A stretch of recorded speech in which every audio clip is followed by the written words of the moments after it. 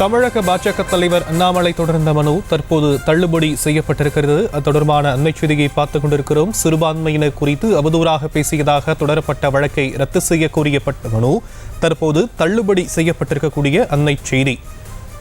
விவரங்களை முடிய செய்தியாளர் மதியழகன் வழங்க நாம் கேட்கலாம். மதியழகன், விரிவான விவரம்.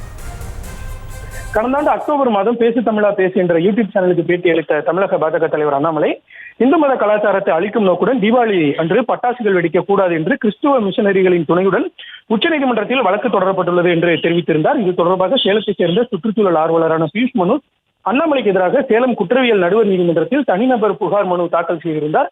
அதில் இரு மதத்தினரிடையே மோதலை ஏற்படுத்தும் நோக்கத்துடன் பொய்யான தகவலை பரப்பும் அண்ணாமலை மீது உரிய நடவடிக்கை எடுக்க வேண்டும் என்றும் கோரிக்கை வைத்திருந்தார். இந்த மனுவை விசாரித்த சேலம் நீதிமன்றம் வழக்கு தொடர்பாக நேரில் ஆஜராகும்படி அண்ணாமலைக்கு சம்மன் அனுப்பி உத்தரவிட்டிருந்தது.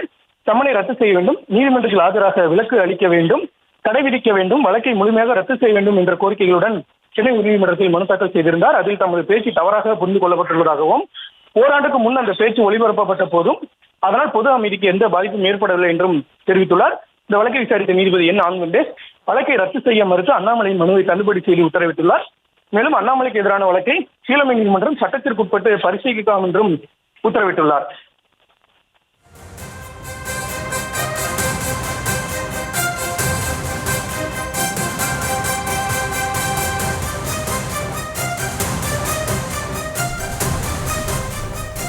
தற்போதைய விவரங்களுக்கு நன்றி மதியழகன்.